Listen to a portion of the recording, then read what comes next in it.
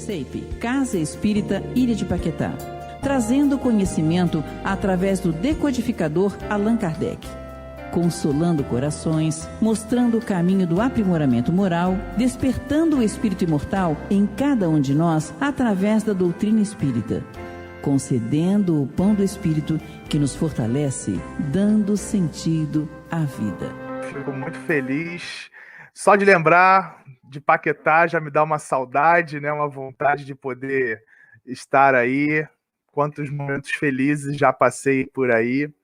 E agradeço muito a oportunidade de estar aqui conversando com vocês, os amigos do CEIP. Trago o abraço fraterno dos amigos aqui da Casa de Eurípides Barçanufo e também do SEV, que é o Culto Espírita Virtual Independente, que nós começamos no primeiro dia de quarentena, e já há 157 dias a gente se encontra para trocar experiências, para conversar, para falar um pouco da Boa Nova, né? E é o momento disso, da gente ir se sustentando uns com os outros, lado a lado, né? Que a gente nessa noite possa ser inspirado, que os nossos lares possam ser invadidos pelas boas vibrações, pelas energias dos bons amigos espirituais, né? Então vamos dar início a algumas reflexões que eu trouxe para a gente não terminar hoje, mas só para a gente começar, né? O início da nossa conversa, a gente começar a pensar sobre esse assunto que, ao meu ver, é muito importante.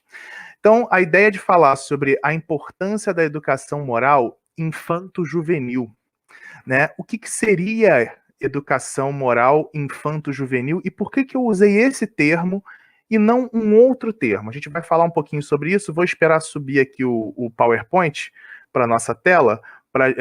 Obrigado, show! Então, para a gente poder começar a refletir sobre o que seria a educação moral infanto-juvenil. Muitas vezes a gente conhece, mas tem uma diferença de nomenclatura. A gente vai começar a tentar pensar nesse assunto. Bom, educação moral ou evangelização? De pronto, eu já queria dizer o seguinte. Na prática, a nomenclatura pouco importa. Né? O que importa é a prática, é a ação, é como a gente dirige esse trabalho que é de todos nós. Mas eu trouxe aqui só uma reflexão sobre dois fatos que a gente às vezes desconhece ou que a gente esquece. Né? Então, o primeiro, vamos falar sobre educar. O que é educar? Educar é oferecer a alguém o necessário para que esta pessoa consiga desenvolver plenamente a sua personalidade. Então, educar é fornecer um conjunto de ferramentas para que essa pessoa, a partir destas ferramentas, possa construir o seu próprio caminho. E aí tem uma coisa muito interessante. Se eu tenho as ferramentas, não importa onde eu estou. Não importa em que cenário eu vivo. Não importa para que país eu vou, ou se eu quiser ir para uma outra religião, para uma outra crença, isso não faz a menor diferença. Porque a partir do momento que eu tenho as ferramentas, eu posso estar em qualquer ambiente, que a partir dessas ferramentas, elas vão ser a base da construção do meu caminhar.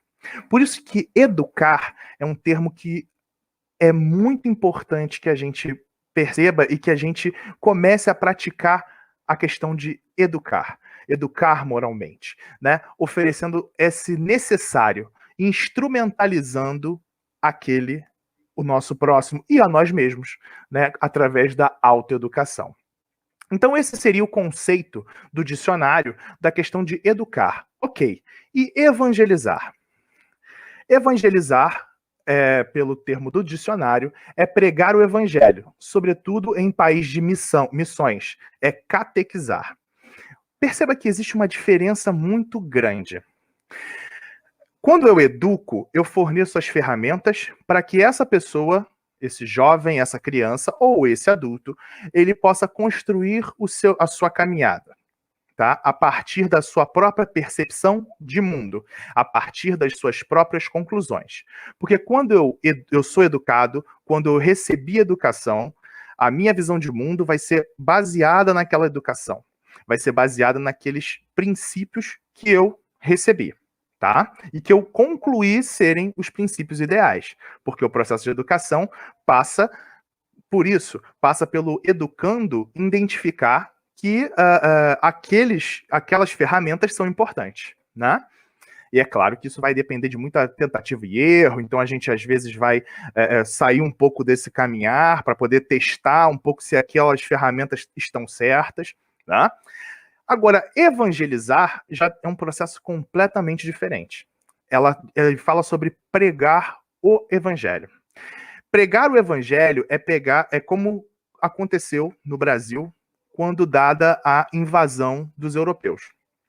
A ideia não era educar, não era fornecer ferramentas, era sim engessar aquelas pessoas a partir de um conjunto de crenças e dogmas que fizessem com que essas pessoas seguissem determinadas normas, né? Se cumprissem com um determinado número de responsabilidades, não porque entendiam que aquilo era necessário, mas pura e simplesmente porque sabiam que Deus estava olhando para elas. E que se por um acaso elas fugissem ao evangelho, elas seriam destinadas a queimar eternamente no fogo do inferno. Percebe? Então essas pessoas elas não faziam as coisas que deveriam fazer porque entendiam isso, porque tinham transformado seus espíritos. Elas faziam porque elas estavam sendo oprimidas àquilo. É aquela questão de uma crença cega. Eu cumpro porque um determinado sacerdote me disse que eu devo cumprir, eu cumpro porque as escrituras dizem que eu devo cumprir. Mas por que eu cumpro, eu não sei. É por isso que a gente pode partir do pressuposto que ambiente de educação moral, ambiente de casa espírita, que deveria ser um dos ambientes de educação moral, não é ambiente para a gente dizer que esses assuntos a gente não trata aqui. Porque, veja, todos os assuntos são tratados dentro de um ambiente de educação moral. Porque se eu não posso conversar com você, que é meu amigo, se eu não posso conversar junto ao meu ambiente da minha crença sobre um determinado assunto X, Y ou Z, eu vou buscar essas informações em outros lugares. E qual é a garantia de que quem vai me passar essas informações é confiável? E que vai me passar as informações de forma correta.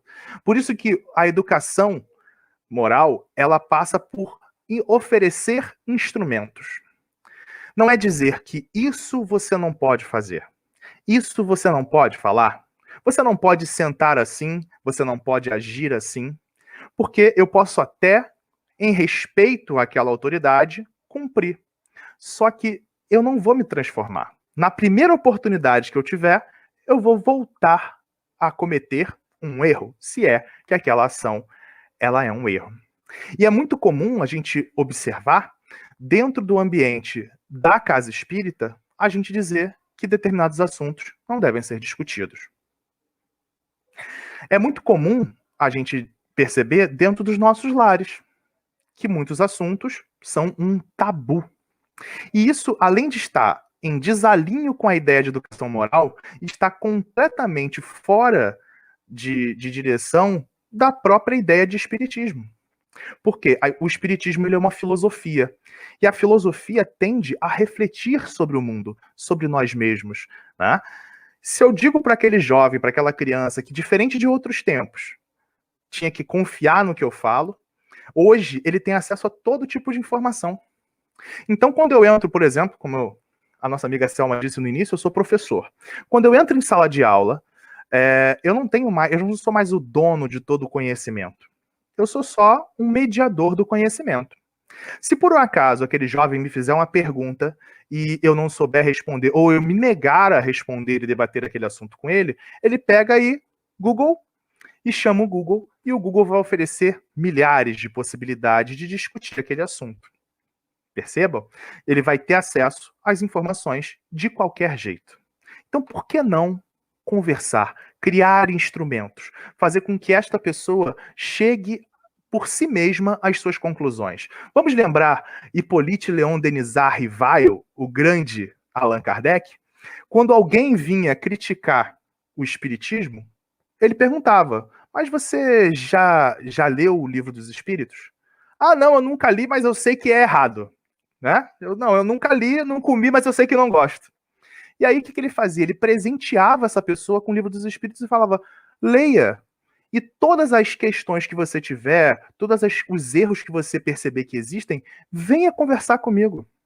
Ou seja, ele não dizia para aquela pessoa que ali tinha a verdade, toda a verdade, nada mais além da verdade. Ele dava a oportunidade para que a pessoa pudesse analisar aquele material, ou seja, se encher de instrumentos, e a partir desse instrumento, a pessoa concordar ou discordar daqueles elementos. É óbvio que poucas pessoas retornavam para conversar, porque muitas das pessoas, através da bela estrutura pedagógica que está no livro, a bela estrutura didática que tem na obra de Kardec junto aos espíritos, essas pessoas se davam por satisfeitas. Né? Então, um ponto inicial é que a gente precisa educar moralmente. A gente precisa ter isso como princípio. E não tem problema, vou ter que mudar o nome aqui, como é que a gente faz na casa espírita? Lógico que não. A gente pode continuar evangelizando, dizendo como nome, mas que a gente tenha o sentimento de educar moralmente. Os alunos na escola, eles já não aguentam mais ficar dentro de uma sala fechada durante 1, 2, 3 horas, um olhando para a nuca do outro, ouvindo falar sobre matéria XYZ, né? Durante um determinado período, só consumindo conteúdo sem interagir com aquele conteúdo de alguma forma, né? E isso vale ponto. Isso é obrigação para a vida dele futura. Isso vai refletir nos estudos futuros, no trabalho, né? Como é que a gente pode querer implantar esse mesmo modelo de catequização de escola, parecendo até as catequizações que eram feitas durante o período colonial no Brasil, ainda hoje nos nossos ambientes de evangelização? Como é que a gente pode botar todo mundo naquela salinha fechada e pegar ali aquele textinho e ficar tentando inserir aquilo na cabeça das pessoas? E eu não estou aqui dizendo que esse tipo de trabalho não é importante, porque a maioria de nós foi evangelizada através desse processo. Mas o que a gente precisa entender é que as gerações estão se transformando. Que novas gerações, com novas cargas de conhecimento, com um grande potencial de entendimento e de inteligência estão chegando, e também com grandes necessidades de serem direcionadas, de serem instrumentalizadas para tomarem os seus caminhos, para poderem cumprir com as suas missões. Então nós precisamos nos transformar. O evangelizador, ele precisa se transformar. O dirigente da casa espírita precisa se transformar. É hora de entender que os jovens e as crianças não são mais o futuro da casa espírita, eles são o presente da casa espírita. Eles precisam participar da construção da casa espírita efetivamente. Os pais, eles precisam se transformar para poder acolher essa juventude, porque nós, pais, assumimos uma responsabilidade junto a eles e junto à espiritualidade. E a sociedade inteira precisa entender e ajudar no processo de educação moral dos nossos jovens, das nossas crianças e também dos nossos adultos. Porque, enquanto sociedade, entendendo que é nosso papel educar estas pessoas, esses espíritos, todo o nosso planeta irá melhorar. Vamos então dar prosseguimento para trazer alguns dos nossos amigos espirituais para o nosso debate. Vamos lá. A nossa querida Meimei, né, após 100 anos da implantação da evangelização de espíritos pela FEB, ela vai nos dizer o seguinte: como mecanismo de reflexão e de autoavaliação, observamos que os nossos equívocos do passado retornam no presente. Né? Então, tudo aquilo que a gente fez de errado lá no passado, retorna agora no presente. Muitas das vezes, nós éramos os jesuítas do tempo passado.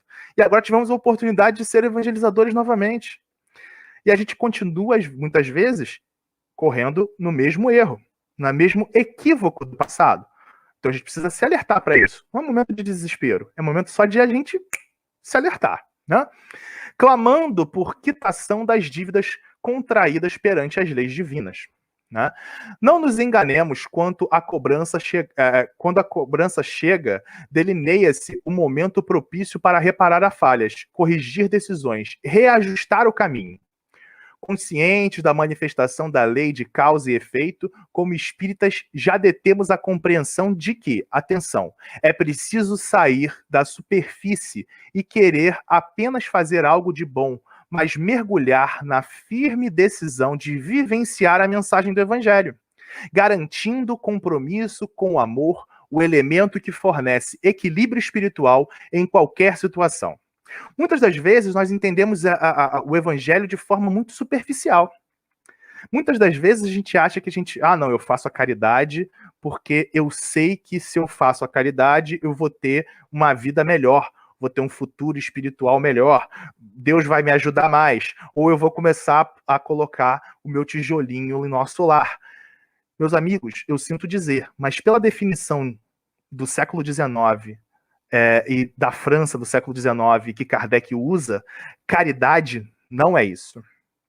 Caridade é todo o bem que eu faço sem pretensão nenhuma de retorno, né? Então a gente precisa entender que o nosso processo de construção precisa sair dessa superficialidade de fazer o bem só para poder estar bem dentro daquele processo.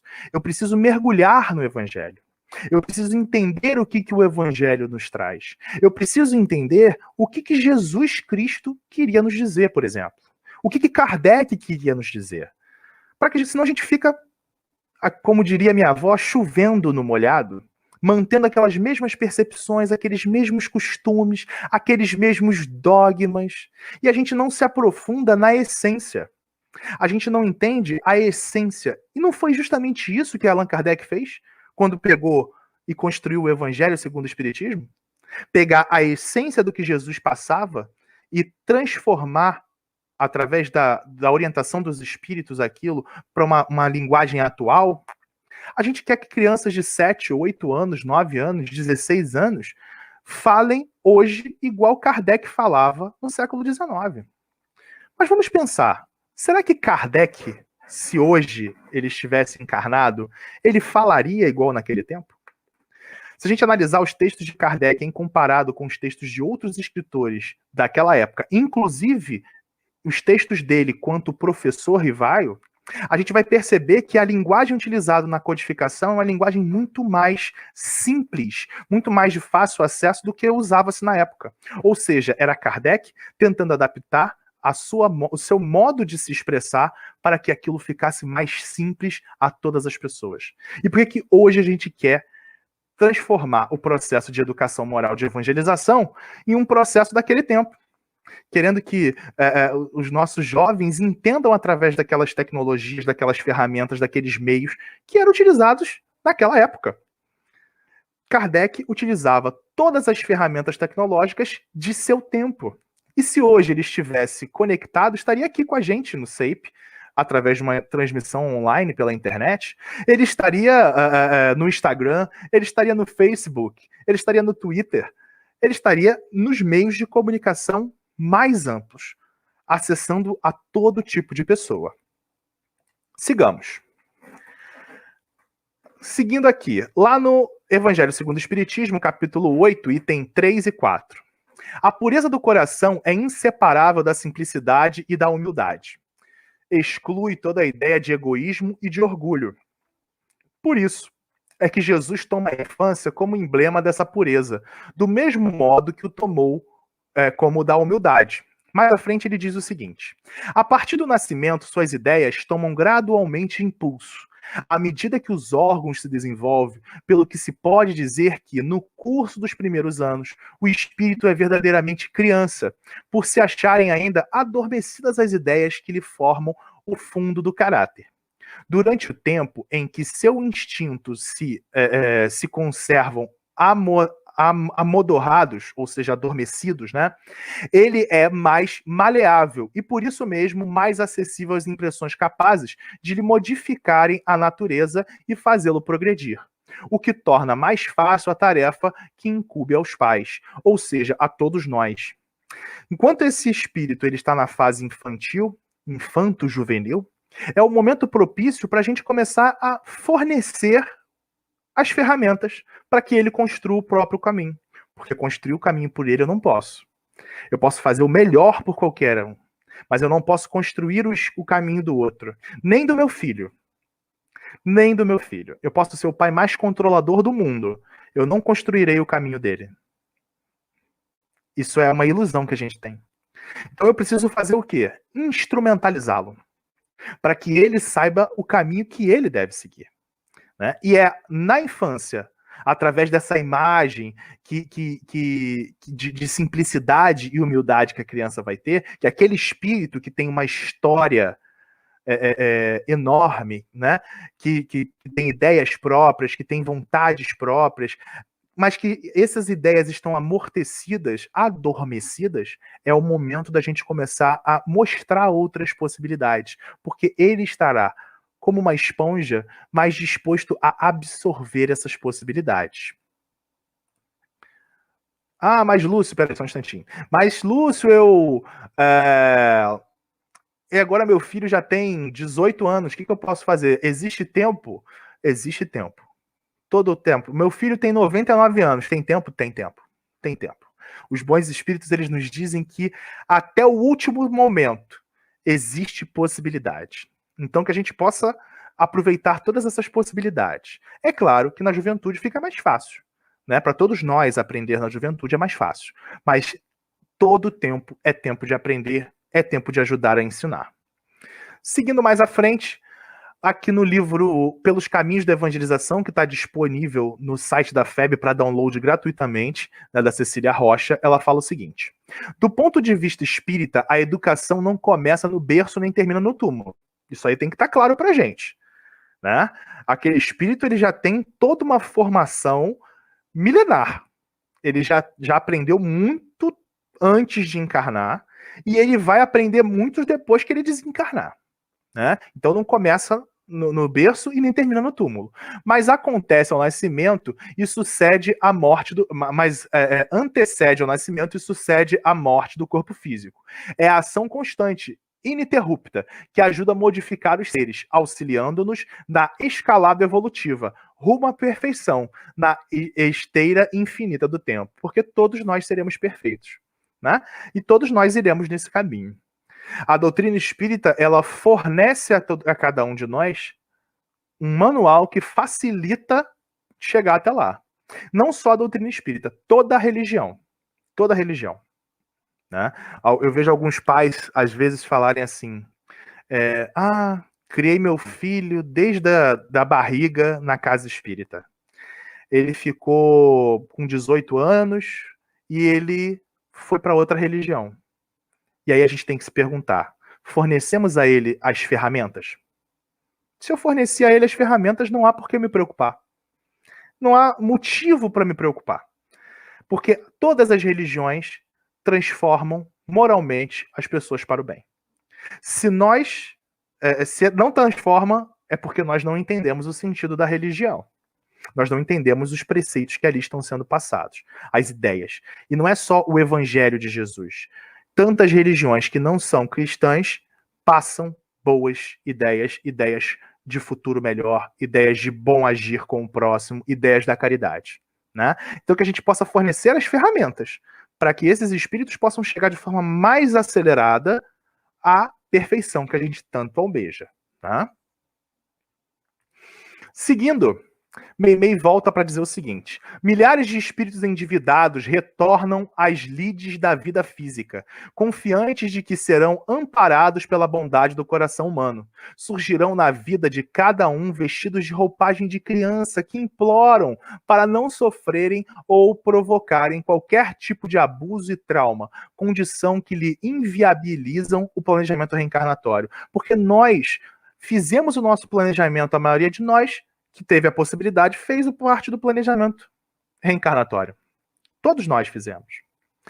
Só que a gente não lembra, né? A gente não lembra.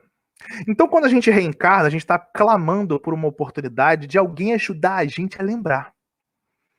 E é isso que a educação moral vai gerar. Ela vai gerar aquela orientação. Olha, esse caminho não é muito adequado. Aquela lembrança. Lembra que você fez uma promessa? Né? É isso que a educação moral vai fazer. Você lembra que você já incorreu nesses erros em outras oportunidades? Eu vivi durante muitos anos, a minha infância, nasci dentro de uma casa espírita praticamente, e vivi muito tempo. Na minha adolescência, eu tive um tempo que eu me afastei da casa espírita. E isso é normal, né? E durante esse período, eu sou uma pessoa que sempre gostei muito de curtir a vida, e curtir a vida de diversas formas. E muitas das vezes, próximo a cometer atos que eu poderia me arrepender depois, me vinham as lembranças da evangelização que eu tive com 3, 4 anos. Aquele sinal de alerta que dizia assim, pô, você sabe que isso daí não vai dar certo. Você sabe que isso não vai ser legal para você. Então, às vezes a gente está ali falando com o nosso filho ou com o nosso evangelizando e a criança está assim, ó. Mas aí a gente fala, poxa, não está prestando atenção no que eu estou falando. Está. E aí daí a 10, 15, 20, 30 anos, aqueles conhecimentos que foram plantados, aquelas ferramentas que foram entregues àquele espírito vão servir para que ele possa tomar as decisões corretas. Meimei fala sobre os espíritos sofredores, né? Mas vamos falar um pouquinho diferente também? Imagina só, há pouco tempo a gente tomou conhecimento de que Emmanuel, né, reencarnou. Imagina só se Emmanuel for seu filho, ou se todos os outros espíritos do mesmo patamar, ou patamares até mais avançados do que o de Emmanuel, for o meu filho, for o seu filho, for o filho do outro, foi aquela criança que entrou na evangelização. Com certeza ele tem uma grande missão para desempenhar aqui. E a minha missão qual é?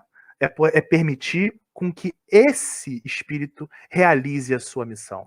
Seja ele um sofredor buscando alçar voos mais altos, seja ele um missionário de alta elevação espiritual que está aqui para alavancar, nós, como sociedade, como pais, como evangelizadores, como amigos, temos a obrigação de permitir com que ele tenha acesso às ferramentas necessárias para realizar a sua tarefa. Meimei continua dizendo que é preciso, então, não se deixarem levar pelas aparências, encaminhando tais espíritos à segura orientação moral do Evangelho desde a idade precoce, a fim de auxiliá-los na própria melhoria espiritual. E aí eu falei um pouco mais anteriormente, e eu não quero que minha fala seja deturpada. Eu disse que chegou numa certa idade, aquela criança, aquele jovem resolveu ir para uma outra crença. Ok, tudo bem. Só que perceba, enquanto nós somos responsáveis por aquele espírito, nós devemos levar aquele espírito para a religião que nós fazemos parte. Tá? Nós temos a obrigação. Eu já ouvi relatos de certos pais dizendo assim, não, quando meu filho chegar à maioridade, ou quando ele tiver idade para isso, ele vai decidir qual religião ele quer ir. E aí, amigos, eu sinto dizer, complica. Não é tarde, não, mas complica. Complica muito. Porque toda aquela base que ele receberia desde cedo, ele não vai ter. Todos aqueles acessos a essas informações de evangelho, essas orientações morais, ele não vai ter acesso. Ele só vai ter acesso quando ele for mais velho, se ele tiver.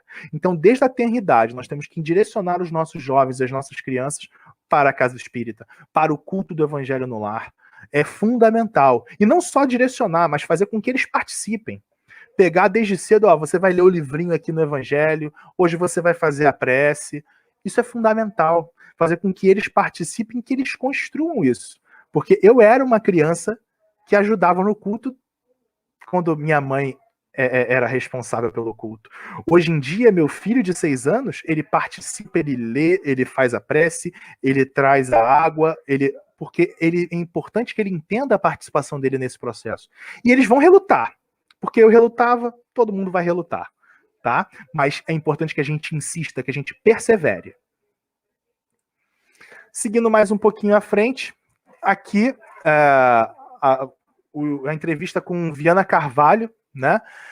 Ele vai dizer, isso lá em 2007, 30 anos da campanha permanente de evangelização da FEB, ele vai dizer o seguinte: a reencarnação tem por objetivo essencial desenvolver as aptidões adormecidas no ser, trabalhando-lhe os valores ético-morais que lhe devem constituir segurança para os enfrentamentos da evolução. Então, a reencarnação é a hora da gente reorganizar a casa, da gente poder pegar as nossas aptidões que estão adormecidas e associá-las às ideias morais, às construções morais da nossa vida. Isso é fundamental e é nosso papel fortalecer esse processo. Nosso querido Leon Denis vai dizer que é pela educação que as gerações se transformam e aperfeiçoam. Para uma sociedade nova é necessário homens novos. Por isso, a educação desde a infância é de importância capital. E aí tem um processo que é importante que a gente reflita muito sobre ele. E eu já peço desculpa porque aqui vai uma reflexão que pode não agradar a todos. Eu canso de ouvir milhões e milhões e milhões e milhões de palestras falando sobre o mundo de regeneração. Vamos para o mundo de regeneração. Como comprar o seu ingresso para o mundo de regeneração? Amigos, esqueçam. A regeneração não é problema nosso. Isso não é problema nosso. O problema nosso é a evolução dos moradores dessa nave espacial que a gente vive, chamada planeta Terra. Esse é o nosso problema. Essa é a nossa responsabilidade. Não vai haver regeneração, não tão logo, se nós não transformarmos o nosso planetinha. Os habitantes que aqui estão. Jesus não vai vir aqui e passar o mundo para a regeneração enquanto nós não mostrarmos o interesse na verdadeira regeneração. Vamos parar com essa ilusão. É através da transformação de nós, moradores dessa casa, que essa casa vai começar a se iluminar. E é claro, quando a maioria de nós estivermos transformados, moralmente educados e abertos a essa regeneração, aí o nosso planeta vai regenerar. E aqueles que não conseguirem se adaptar, obviamente, vão ser direcionados para outras casas, que muitas das vezes é falado de forma dogmática também. Se você não regenerar, você vai para um mundo terrível. Sabe? A gente deve pensar com mais calma com relação a isso. Nosso papel é educar moralmente. A regeneração é algo que vai acontecer de forma natural. Vamos gastar tempo com o que nós precisamos gastar tempo, que é a transformação. Para uma sociedade nova, é necessário homens novos. Eu quero um planeta novo? Eu tenho que ter homens novos. Quem é a sociedade? Eu sou a sociedade. A gente fala da sociedade como se fosse alguma coisa que estivesse lá fora, né? Não, a sociedade sou eu, é você. Somos todos nós. Então, se a gente quer um mundo novo, né, a gente precisa transformar esse mundo. Quantas vezes você já deve ter ouvido falar assim, não, porque o brasileiro ele é muito mal educado. Mas quem é o brasileiro? Tem um cara chamado O Brasileiro? Não sei. Porque para mim, até onde eu sei, brasileiros somos nós. Então, se eu digo que o brasileiro é mal educado, nós somos mal educados. E para mim é uma vergonha saber que nós somos mal educados. E aí não é o brasileiro que é mal educado, somos nós. Nós. Então a gente pode sim transformar a nós mesmos. Sim, fazer com que no futuro breve o brasileiro não seja mais considerado mal educado. E é através da transformação do indivíduo. A educação, desde a infância, é importância capital. Às vezes a gente paga judô para os nossos filhos, às vezes a gente paga aula de inglês, a gente paga escolinha de futebol, a gente paga tudo isso, aquilo outro, celular da moda, e a gente não insere os nossos filhos no caminho do aprendizado moral. Como é que a gente vai transformar esse planeta? Existem coisas que os espíritos fazem, mas a nossa parte nenhum espírito vai fazer. Quando é que nós vamos arregaçar as mangas e fazer efetivamente o que é necessário para essa nova sociedade? E aí não é meu filho, não é seu filho, é o filho de todos. No Japão, uma criança ela sai para ir para a escola, uma criança de educação infantil. Ela sai para ir para a escola sozinha. Todas as crianças fazem isso.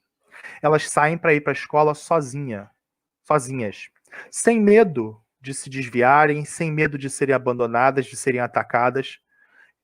E a partir do momento que aquela criança sai da porta de casa, as pessoas que estão em volta, elas acompanham aquela criança, protegem aquela criança durante todo o percurso. Sabe por quê? Porque na cultura japonesa entende-se que aquela criança ela é fruto de todos, é responsabilidade de todos. Então todos estão preocupados com que aquela criança consiga chegar na escola de forma adequada.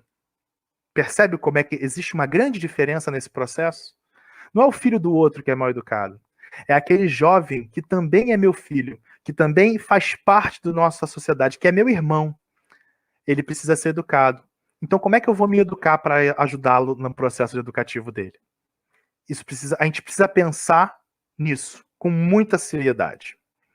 Seguindo, nosso querido Bezerra de Menezes, né, psicografia de Júlio César Grande Ribeiro, vai falar o seguinte: considerando-se naturalmente a criança como um porvir acenando-nos agora, ou seja, o futuro está nos acenando, é a criança, e o jovem como o adulto de amanhã, né, ou seja, eu já fui jovem há bem pouco tempo, hoje sou o adulto, em breve serei o idoso, sem graves comprometimentos espirituais. Sonegar-lhes a educação, as luzes do Evangelho de nosso Senhor Jesus Cristo, fazendo brilhar em seus corações a excelência das lições do excelso mestre com vistas à transformação da sociedade terrestre para uma nova humanidade. Ou seja, se eu não quiser graves comprometimentos, eu não posso sonegar a esta criança, a este jovem, a educação moral, o acesso à sua transformação moral, né? Nossas responsabilidades são muito grandes. Mas eu não tenho filhos, mas a nossa responsabilidade é muito grande. Porque todos nós fazemos do processo, parte desse processo. Né? Seguindo. A nossa querida Meimei, mais um trechinho, ela vai dizer que enquanto o ser humano não aprender efetivamente conjugar o verbo amar e reconhecer-lhe como filho de Deus e irmãos uns dos outros, os seus propósitos existenciais estarão voltados para a expansão intelectual, em detrimento aos valores morais, que é aquilo que a gente estava falando, cursinho de inglês, curso de francês, etc, etc, etc, mas para a evangelização ele disse que não queria ir, eu não levei. Né? Para que a humanidade alcance melhor patamar evolutivo, a educação deve associar inteligência e moralidade. É fundamental. É claro que eu devo oferecer uma boa educação para o meu filho, uma educação intelectual, é óbvio, mas essas duas asas elas precisam andar juntas. Moralidade que extrapola teologias, normas e dogmas religiosos, por se fundamentar em prática do bem, que analisa de forma reflexiva as consequências das próprias ações individuais e que adota como regra universal da convivência a milenar orientação recordada por Jesus: fazer ao outro o que gostaria que os outros vos fizessem. Né? Então perceba aqui, ó, um ponto importantíssimo. Moralidade que extrapola teologias, normas e dogmas religiosos. Dogmas religiosos é aquele ponto que a gente falava no início de que esse assunto não se fala na casa espírita. É dogma.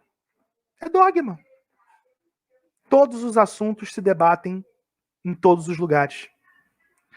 O ambiente da casa espírita é o ambiente onde o jovem, principalmente, ele tem que se sentir aberto a discutir sobre aqueles assuntos. Porque é ali que ele vai se abrir com pessoas que estão de confiança, com pessoas que estão efetivamente querendo auxiliá-lo na educação moral.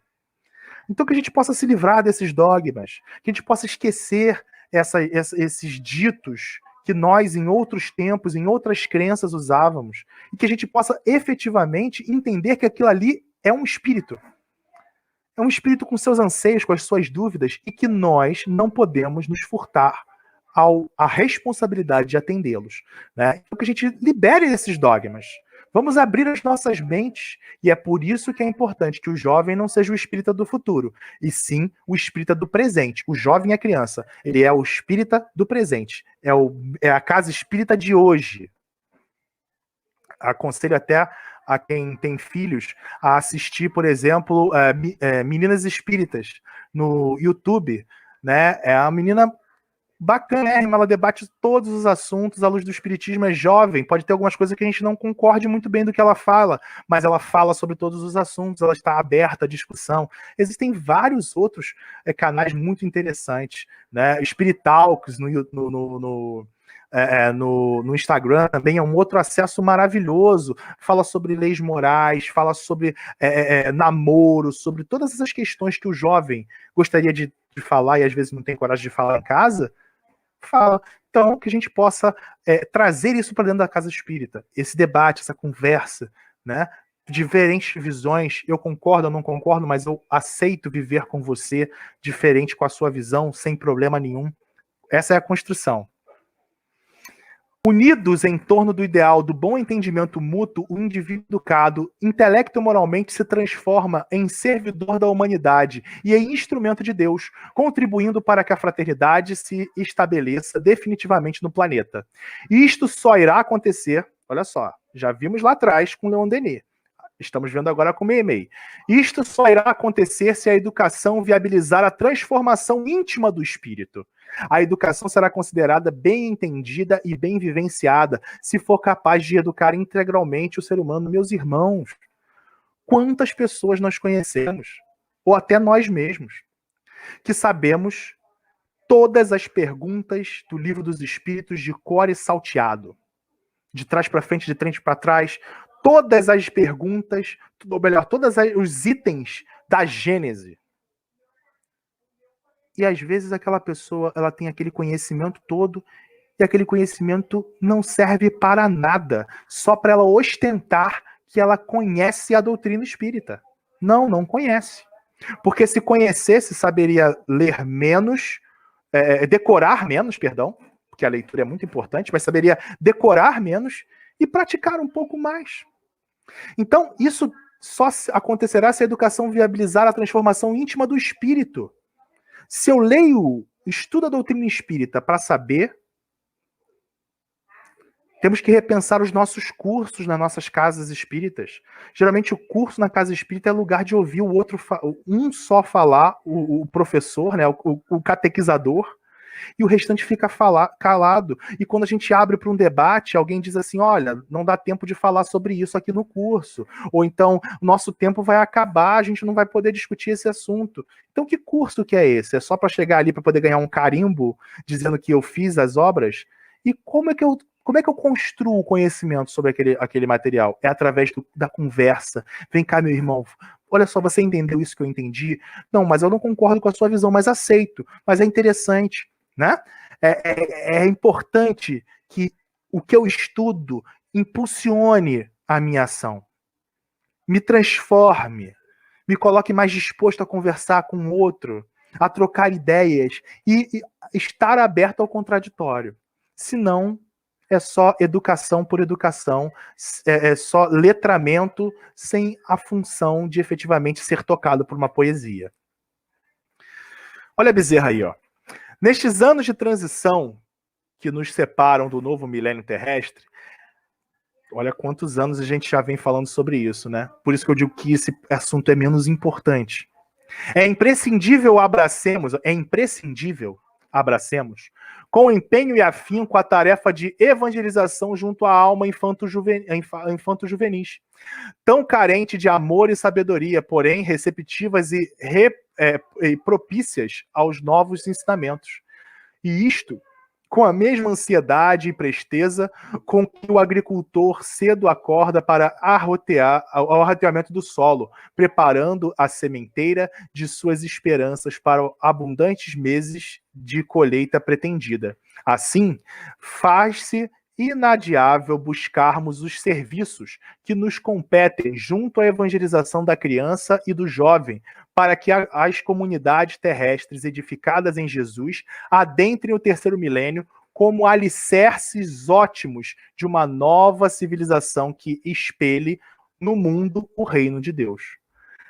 Essa nova civilização só vai espelhar no mundo o reino de Deus se essa educação for significativa. E se a gente não fugir do trabalho, como diz ali, ó, a Bezerra que está dizendo, não sou eu não, hein? Que nos competem, faz-se inadiável buscarmos os serviços que nos competem. Ah, eu acabei de entrar na casa espírita, como é que eu vou trabalhar com evangelização? Se você entrar na evangelização com o pressuposto de que você sabe tudo de doutrina espírita e que vai ensinar aquela molecada, nem entra. Agora, se você consegue ser humilde o suficiente para entrar lá e aprender com aquela molecada, quando eu evangelizava 6, 7 anos, a gente às vezes preparava uma aula, quando a gente chegava lá, a molecada dava um banho na gente. A gente percebia que a gente não sabia nada do assunto. E que maravilhoso. E que rico. Aquele espírito não nasceu agora ali não, cara. Aquele espírito ali já vem muito antes, já estudou às vezes muito mais espiritismo do que eu. Então, por que ter a pretensão de ser o educador? Então, todos nós podemos participar da evangelização. A gente não sabe o que é correto, a gente não entende isso, a gente vai estudar, claro. Mas todos nós podemos participar da evangelização. Agora, a gente também precisa mudar o nosso ideal, nosso perfil. Evangelizar não é um trabalho menor, pelo contrário, é um trabalho maior.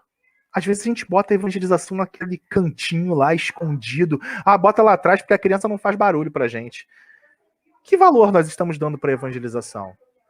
Que ferramentas nós estamos dando para a evangelização? Ah, não, Lúcio, aqui na nossa casa não tem evangelização. Não, eu ouvi isso uma vez, eu perguntei, mas por que não tem evangelização aqui na casa? Não, não tem evangelização porque não tem criança. Ah, entendi. Olha, tem um ditado que é certo. Quando o trabalhador está pronto, o trabalho aparece. Então, o que a gente tem que fazer? Não tem evangelização na minha casa, o que eu vou fazer? Eu vou fazer uma evangelização. Ah, qual dia? No dia da sessão pública, no sábado, não interessa. Escolha um dia. E naquele dia, junte os trabalhadores da evangelização. 2, 3, 4. E vamos lá esperar as crianças chegarem. Os jovens. Não chegou ninguém. Abre o evangelho e vamos conversar. Abre o livro dos espíritos, vamos conversar. Abre o livro dos médios, vamos debater. Vamos educar nós mesmos. Com certeza, a espiritualidade irá direcionar as crianças que necessitam tanto de uma assistência para a nossa casa espírita, porque sabem que nós estamos fazendo um trabalho sério, sabem que nós estamos preparados para isso. Né? Lá na casa de Eurípides, com a pandemia, a evangelização parou durante um tempo. Hoje em dia, todas as quintas-feiras, às 20 horas, o meu filho entra através do celular, no Zoom, nosso celular, né? A gente cede, e ele é evangelizado, e participa, e debate, e conversa. Então, o trabalho está aí. As crianças estão sedentas pela oportunidade. Por que nós não fazemos? Por que nós não oferecemos efetivamente a oportunidade a elas, né? É imprescindível abracemos com empenho e afinco a tarefa de evangelização, junto às almas. Né? Elas estão receptivas e propícias a isso. E muitas das vezes falta o amor. Não é pouco comum nós, professores, recebemos alunos no final da aula que querem conversar com a gente porque não tem com quem conversar as suas dores. Alunos que estão depressivos. Alunos que estão pensando na possibilidade do suicídio. E aí nós, professores, muitas vezes como representamos ali uma autoridade que tem mais uma intimidade com carinho, né? E a gente, dentro da sala de aula, na escola, a gente executa esse papel. Essa criança está pedindo pelo amor de Deus. Me dá uma luz, conversa comigo, me orienta, me diz o que eu devo fazer. E qual é o nosso papel? O que nós estamos fazendo? Né? Ah, aquela criança, aquela menina, ela quer ter relações sexuais com seu namorado. Não, mas na casa espírita nós não podemos falar sobre isso. Aí o que essa menina vai fazer? Ela vai buscar a orientação em outros lugares. Ela está ali, receptiva, propícia aos nossos ensinamentos. Mas a gente vira e mexe, se nega a poder auxiliar. Na nossa casa espírita, em todos os lugares que a gente habita. Né? Então a gente precisa estar atento a poder plantar a semente aonde sofre. Ser caridoso efetivamente, ouvindo aquela criança, aquele jovem, qual é a sua aflição? Qual é o problema? E sem o julgamento. Porque quem somos nós para julgar até mesmo uma criança? Principalmente uma criança. Né? Então que a gente possa ter amor à frente de qualquer coisa. Bezerra ainda diz que é notório, que a especialidade da tarefa não se compraz com improvisação descabida. Ah, não, chegando lá na hora a gente faz um teatrinho para eles, eles vão adorar. Ah, não precisa não, na hora eu penso alguma coisa para fazer. Evangelização não é quem cuida de criança enquanto o pai está na palestra pública. Evangelização é quem vai auxiliar na transformação daquele espírito para que ele possa alçar voos. Então não é possível fazer isso de forma improvisada. As aulas têm que ser treinadas, têm que ser escritas com antecedência, tem que ter um programa anual do que eu vou abordar, como que eu vou trabalhar, e a partir dali ir construindo os planos, entre aspas, de aula, que possam dar uma orientação, que possam ser o objeto que direcione a discussão, né? Um vídeo, uma música, uma conversa. É claro que isso vai ser maleável, ao longo do processo a gente vai mudando, mas eu tenho que saber o que vai acontecer minimamente ao longo da evangelização, então não dá para improvisar. Tão logo a experiência aponte o melhor e mais rendoso, razão pela qual os servidores integrados na evangelização devem buscar continuamente atenção, atualização de conteúdos e procedimentos didático-pedagógicos. Não dá para ficar dando evangelização naquela salinha, naquela aulinha de catequese, minha gente. Não dá. Não dá. A molecada tá toda no celular, no tablet, no mundo veloz, agilidade, numa outra realidade. A gente quer ficar ali, sabe? Ah, vamos pintar um desenho. Tem um vídeo do Amigos da Luz maravilhoso, chama-se Evangelização. Depois assiste. Não, toma aqui, ó. Toma aqui Jesus, pinta Jesus. Gente, isso não é evangelizar. Isso não é. A gente tem que se atualizar, sabe? Procedimentos pedagógicos, didáticos. Existem livros espíritas maravilhosos, construídos por psicólogos, psicopedagogos, que associam a questão da educação, da pedagogia, com a pedagogia espírita, com a educação moral. Nós temos que nos atualizar. Nós temos que saber o que está acontecendo. Eu tenho que estar no mundo daquele jovem. Eu tenho que ouvir a música que ele ouve, eu tenho que ver o vídeo que ele vê, qual o desenho animado que você assiste. Eu tenho que estar naquele mundo. Porque eu só vou conseguir dialogar se eu estiver no mundo dele. Como é que eu vou querer que ele venha para o meu mundo? Ah, não, meu filho, aqui na evangelização nós só ouvimos Mozart. Meu querido, tá no mundo errado. Você está evangelizando da forma não muito adequada. Não, aqui nós só colocamos músicas harmônicas. Tem um monte de rock, soul, blues, espírita maneiro, sabe? Então, vamos usar essas ferramentas. Vamos fazer o agito. Espírita dança, espírita canta, espírita é feliz. Nós somos felicidade. Vamos levar isso aos nossos jovens. Vamos sair daquele tempo lá do século XIX. O século XIX já passou, né? Ó o meme aí, ó. Precisamos agora, mais do que nunca, de menos teoria e mais sentimento. É menos teoria. Entenda, o que Bezerra fala é a gente se aperfeiçoar. A educação ali é menos teoria. Pouco importa se é a parte terceira do Livro dos Espíritos, questão tal, questão tal. Gente, isso pouco importa. Ah, qual é a definição de Deus? Deus é a causa primária de todas as... Inteligência suprema é a causa primária de todas as coisas.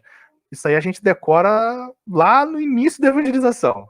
Não dá mais para fazer isso. A gente precisa de sentimento. Eu preciso tocar ao espírito. Eu preciso tocar ao espírito, oferecer a ferramenta a ele, chegar no coração. O que adianta eu só ouvir? Fora da caridade não há salvação, fora da caridade não há salvação, mas aquilo não significa nada para mim. Né? O trabalhador da evangelização deve, pois, e sob quaisquer condições, refletir a mensagem do Senhor anteriormente citada. Deixai vir a mim as criancinhas, porque delas é o reino dos céus. Este é o nosso papel no mundo, conduzir as crianças a Jesus, a despeito das nossas imperfeições e das lutas e embates da humanidade, características do atraso moral que nos encontramos. Percebam? Então, nós somos imperfeitos. Nós somos. E essa é a beleza da doutrina espírita. A doutrina espírita não tem sacerdote. Né? Às vezes a gente percebe idolatria. Ah, o médium tal. Ah, eu sou seguidor do médium tal. Então você não é espírita. Porque a doutrina espírita refuta idolatria. Né?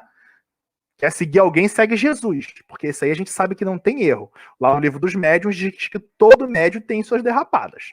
Então, não vamos seguir médiuns. Não é à toa que Kardec escondia o nome dos médiuns.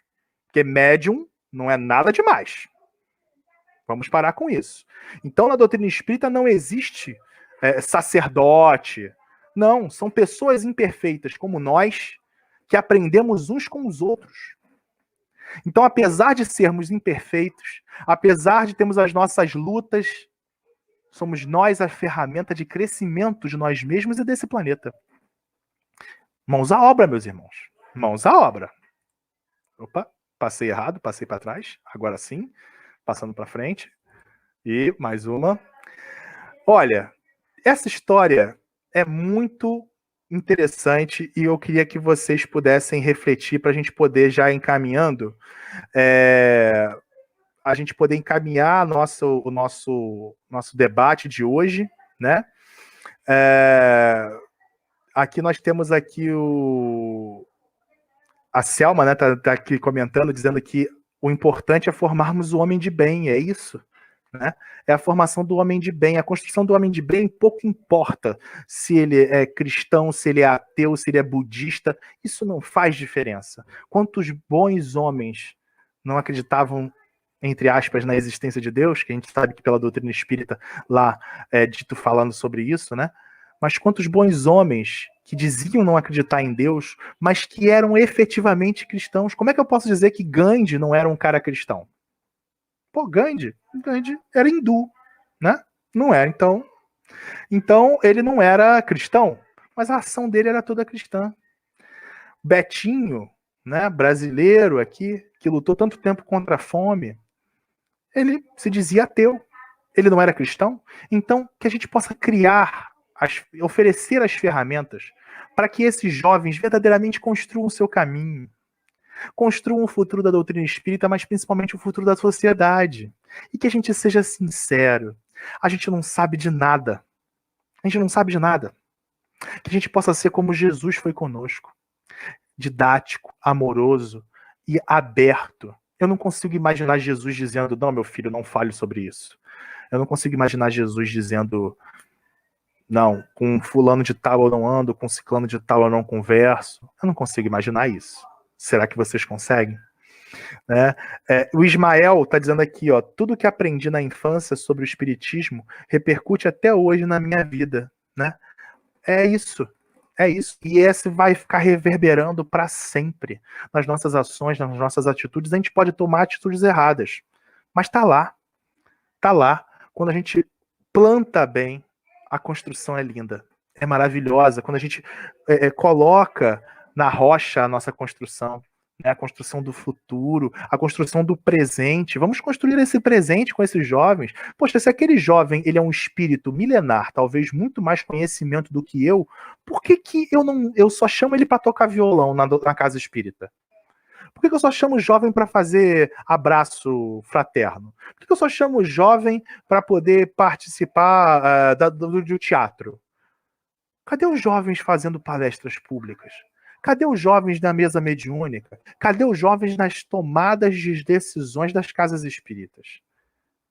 Vamos fazer um trabalho? Vamos fazer um trabalho. Então chega aqui, vamos chamar a juventude. Vamos chamar a juventude e vamos conversar sobre isso. Poxa, a gente está com um tal projeto, o que vocês acham sobre isso? E que eles possam tomar as rédeas dos trabalhos. Vamos esperar com que os dirigentes tenham que desencarnar para que o espaço seja aberto. Vamos construir hoje. Né? E que esses jovens possam construir junto também aos mais jovens, aos mais novos. E é assim, através dessa troca, que a gente vai aprendendo, que a gente vai tendo sacadas, descobertas, né? A gente tem todo dia lá no culto que a gente realiza, né? Todo dia a gente tem casos de jovens, mas muito jovens mesmo, e que chegam para realizar o estudo lá no nosso culto e que dão uma aula que todos nós, pessoas com 40, 50 anos de doutrina espírita, saem em silêncio, porque o jovem ele veio e deu uma aula. Quanto tempo você tem de doutrina espírita, meu filho? Entrei tem 1 ano na casa espírita. Mas ele vai lá e dá uma aula, uma reflexão tão rica, né? E a gente fica se furtando dessa oportunidade de estar em contato com essas informações que podem nos levar a caminhar e a aprender. Né? Não existem respostas prontas, existem perguntas. E são essas perguntas que vão movendo a nossa sociedade. Bom, para a gente encerrar, eu queria falar sobre o moço do manto marrom. Né? O moço do manto marrom, ele vai aparecer, precisamente, vou dizer para vocês, ele vai aparecer lá no Evangelho de Marcos, né? No capítulo 9, item 38 a 40. Na seguinte passagem. Disse-lhe João, mestre, vimos um que, em teu nome, expelia demônios, o qual não se segue, e lhe proibimos. Não vai poder expelir demônios. E disse Jesus, não lhe proíbas, porque não há nenhum que faça milagre em meu nome e que possa dizer mal de mim. Porque quem não é contra nós é por nós. Então tinha um homem que estava expulsando demônios, que estava curando pessoas, e esse homem foi asseverado por Marcos, né? João, perdão, né? Dizendo que não, você não pode fazer isso. Você não anda com a gente, você não é discípulo, você não caminha com Jesus. O que é isso, cara? Você vai ficar falando em nome de Jesus, curando as pessoas aí e tudo mais? E aí, é só essa aparição do homem, do moço do manto marrom que existe. Mas, graças à doutrina espírita e à belíssima psicografia da nossa querida Ivone do Amaral Pereira, na obra Ressurreição e Vida, ditada pelo espírito de Leon Tolstói, russo, né?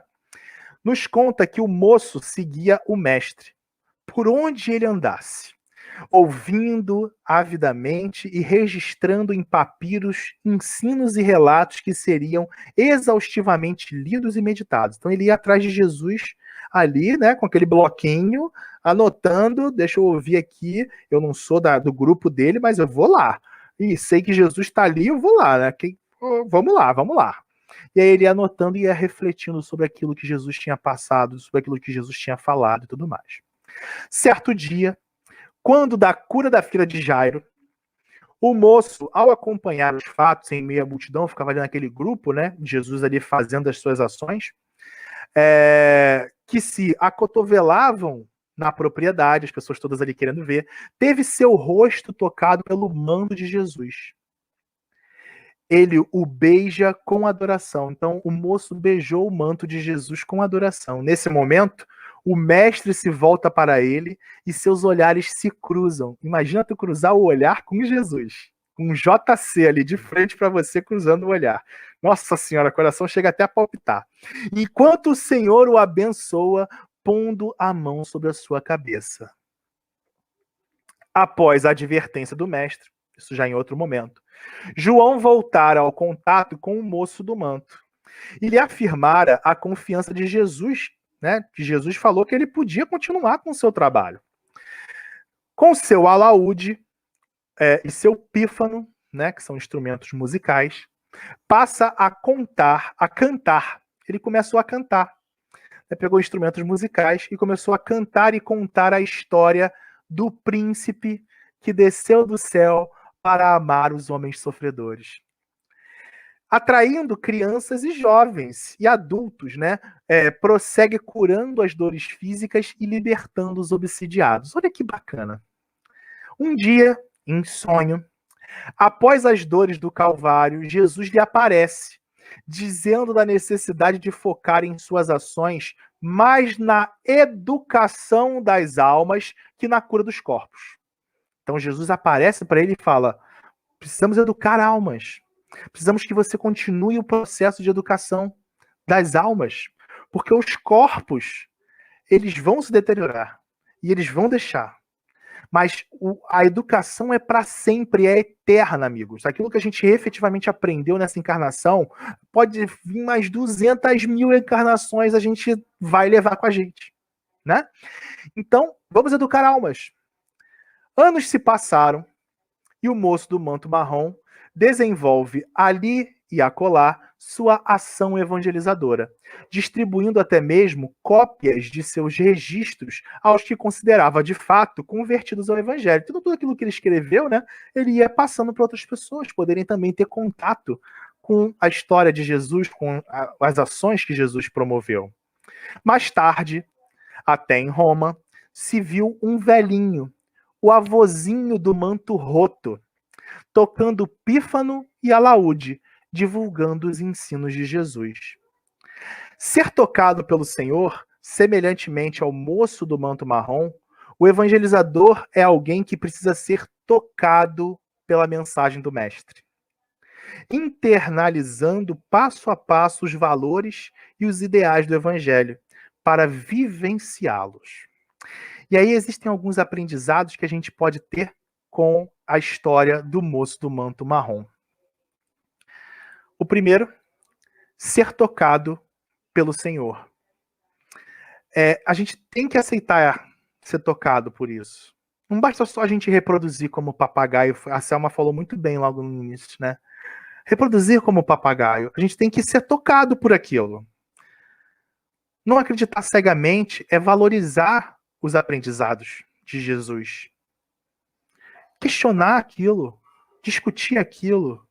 Pô, vi uma... Pô, mas peraí, isso não sei se isso está certo. Questionar o que é dito dentro da casa espírita, o que é dito em palestras, o que é dito em um livro. Questionar não é nada de errado. A gente aprendeu que é errado, né? A gente questionar. Mas não é, mentira. Quem disse isso está muito enganado. Quando eu questiono a obra de um grande médium ou de qualquer um, eu estou valorizando esta obra. E foi nessa base que a doutrina espírita foi construída, através de questionamentos. Tanto é que o Livro dos Espíritos é um livro de perguntas, né? O segundo ponto que a gente pode trazer dessa história é a aceitação do chamado para o serviço. A assimilação do conteúdo evangélico doutrinário não pode ser passiva. É preciso compreender a dinâmica que o Evangelho propõe a todo aquele que lhe bebe a água viva do esclarecimento e da consolação. Não basta saber, é preciso agir de modo transformador. Aceitar o chamado. Vamos lá, vamos para o convite, vamos para o trabalho, vamos trabalhar, vamos efetivamente botar a mão na massa e vamos errar, hein? Vamos errar. Vai acontecer. A gente vai errar, vai pedir desculpa, vai consertar e vai seguir em frente. Mas é preferível o trabalhador que segue no trabalho tendo seus erros do que aquele que cruza os braços e diz: eu não estou preparado ainda, vou ficar aqui, sabe? O dia que eu estiver preparado, o dia que eu tiver quando eu tiver a altivez de Chico Xavier, aí eu faço o que ele fez. Amigo, se Chico fosse pensar dessa forma, ele nunca tinha psicografado o número de livros que ele psicografou, né? O outro ponto que a gente tem é a integração com a comunidade. O bom educador moral, ele precisa estar integrado com a comunidade. O moço do manto marrom buscava se informar dos costumes, linguagens, interesse dos ouvidos, sendo bem acolhido principalmente por crianças e jovens. Ele tocava música, ele falava sobre a vida daqueles, e ele era um senhor.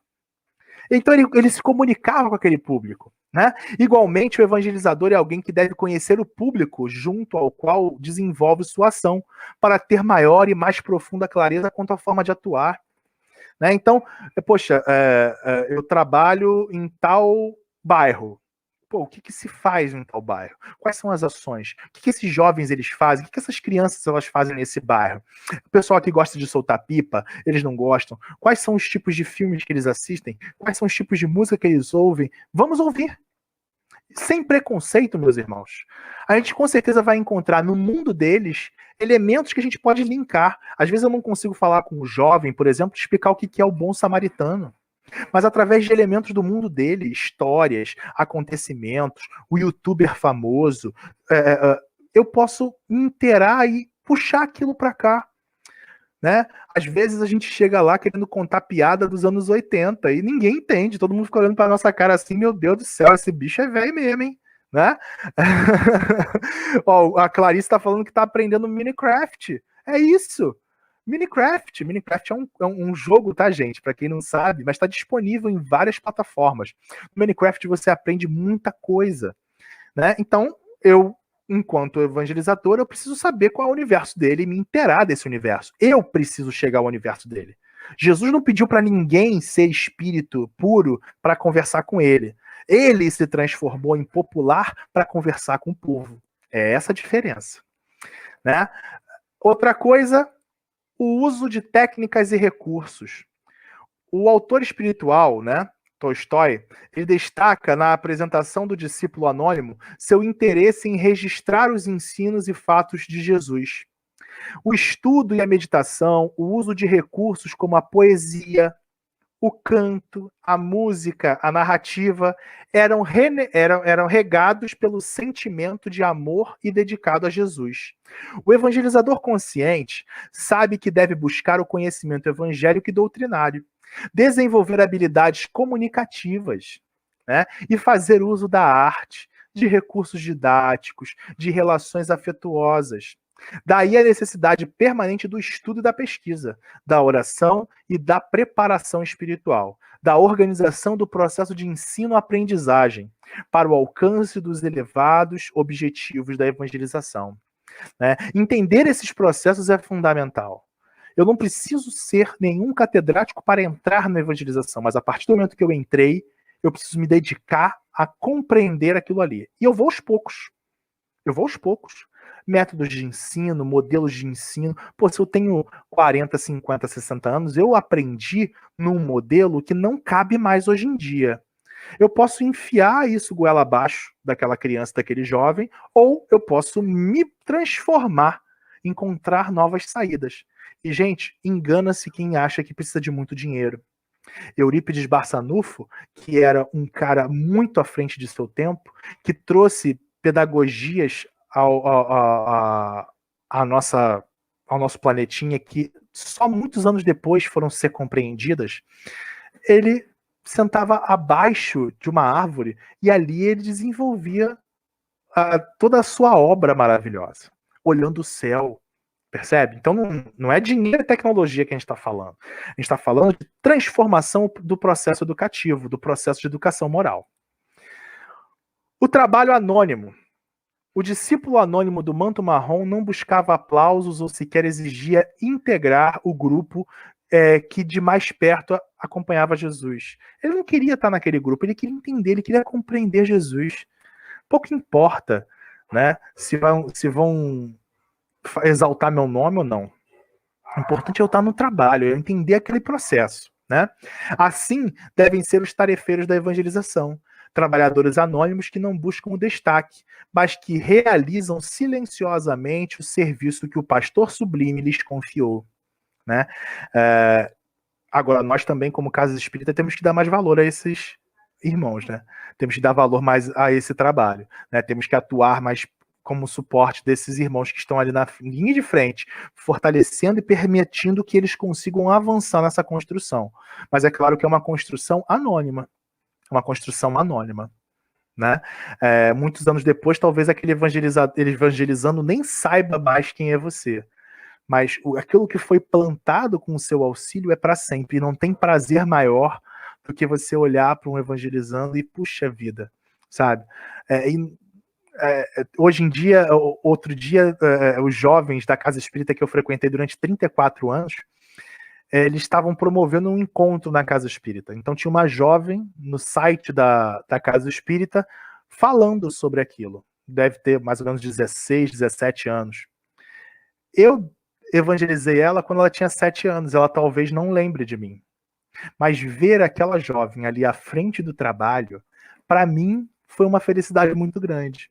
Saber que, de alguma forma, eu posso ter ajudado aquele espírito a estar à frente do trabalho como está hoje. Isso é enriquecedor.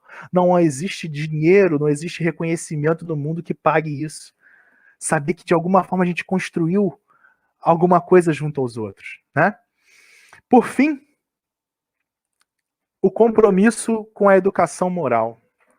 Em dado momento da sua narrativa, Tolstói informa que o moço sonha com Jesus a lhe dizer: será bom que te dediques também a educar corações e caracteres para os meus serviços do futuro, que abrangerão o mundo inteiro através das idades.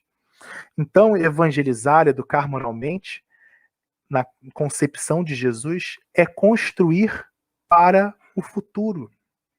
Não é construir para hoje, não é construir para agora, é a construção do futuro. Jesus já construía naquela época o que nós estamos vivenciando hoje. O moço, né, do manto marrom, ele tinha que construir o futuro. Que a gente possa hoje ser a ferramenta de construção desse presente e desse futuro. Que a gente possa efetivamente se dedicar à educação moral, né, sem dogmas, sem crenças estapafúrdias e sem julgamentos. Porque nós não gostamos de ser julgados. E o único que deve julgar é a nossa consciência.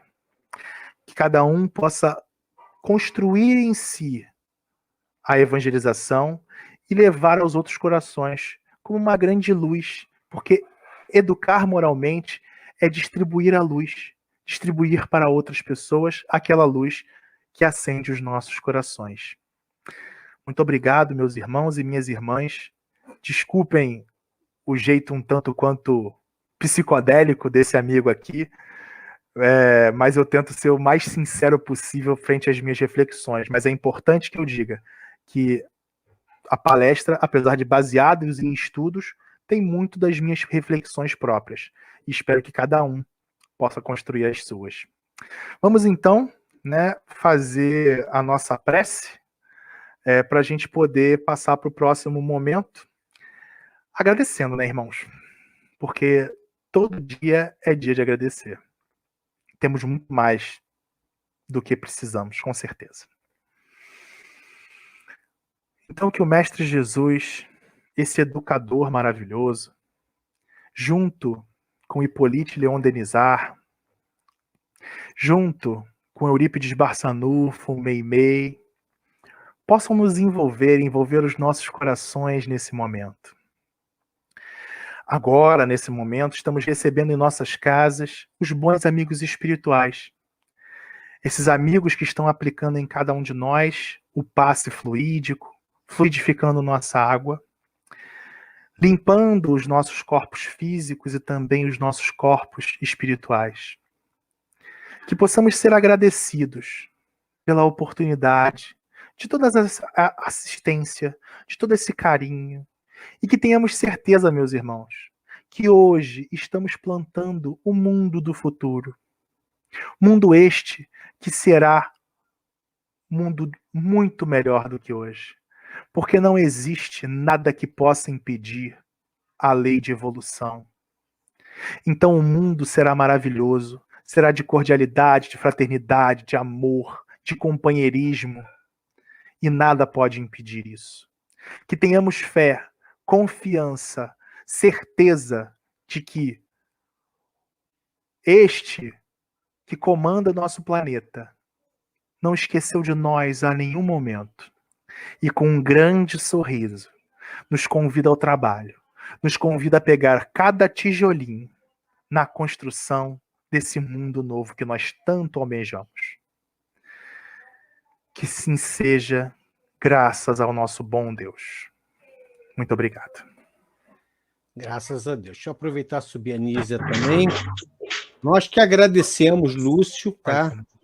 Foi realmente de muita reflexão. Tem muito material aí para as meninas da evangelização estudarem, debaterem, tá? Bastante coisa. A Nízia agora vai tocar uma música para a gente finalizar de maneira bem harmônica. Vai ser o Vestes Liriais, ou Nízia? Vestes Liriais. Então vamos lá.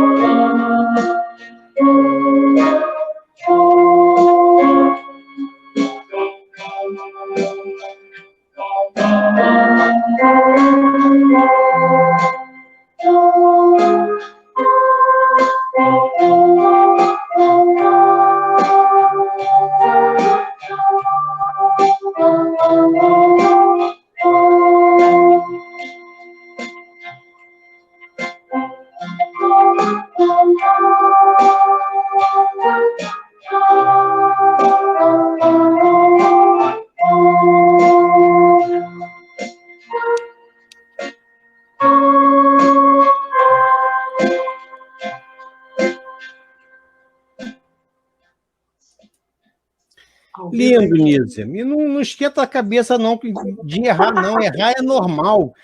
Eu não errei a abertura quando comecei, botei a palestra de sábado, enquanto que eu estava com a outra na agulha. Estou com 2 computadores. Aí eu troquei num, esqueci de trocar no outro e levantei. Acontece, ao vivo acontece, né? Nízia, só erra quem trabalha. Quem trabalha erra, como eu erro, você errou. Quem não trabalha, aí só critica. Quem não trabalha só vai criticar. Quem trabalha, erra, normal. Dá para ter uma saideira? Dá tempo? Dá tempo. Não, pode ser o óleo em tudo? É óleo em tudo. Isso, então vamos lá, óleo em tudo.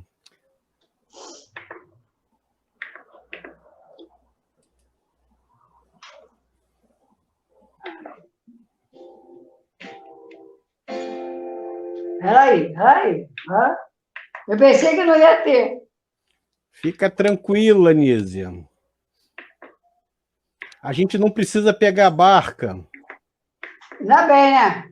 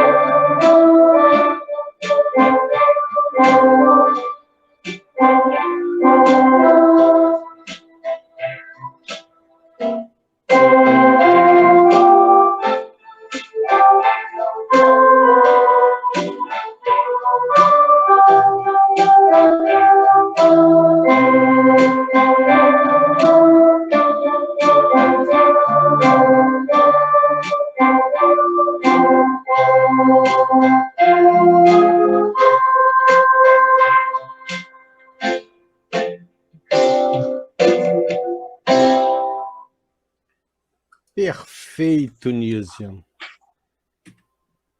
Perfeito. Pela SEIP, nós nos vemos no sábado, né? Aí conto com a presença sua e do Luiz. O Luiz está aí, um espectador bonito, ó. Tô gostando de ver, Luiz. É minha plateia. É a tua plateia. Beijo no teu coração. Pelo Eurípides, a gente se vê na sexta-feira ainda, né? Na Se Mayra. Deus quiser. Pelo Eurípides, na Mayra, sexta-feira estamos juntos. Pela SEIP, estamos no sábado. Luiz, um sábado. beijo no teu coração. Lúcio, querido, muito obrigado, Obrigado. por ter participado. Boa Pode ter noite, certeza obrigada. que assim que a casa abrir, você vai retornar a Paquetá para fazer uma palestra presencial, mas provavelmente isso para o ano que vem, meado do ano que vem. Junto com o coral, hein? Junto com o coral, ó, com certeza. Opa, Então, que chique. isso, tá? Então, beijo no Vai ser um coração de prazer. todos, que todos fiquem com Deus e boa reflexão. Vamos finalizando. Boa noite. A Casa Espírita Ilha de Paquetá, SEIP, agradece a presença de todos. Deseja que tenhamos uma excelente noite de sono reparador, com descanso do corpo físico. E que nosso espírito possa emancipar-se em missão de trabalho no bem ou em estudos em esferas espirituais mais elevadas. Se você gosta do nosso trabalho, inscreva-se no canal, dê seu like e compartilhe com amigos para que mais e mais pessoas possam ter acesso à nossa doutrina consoladora. Divulgar o Espiritismo também é caridade. Fique com Deus e que a paz de Jesus vos guie.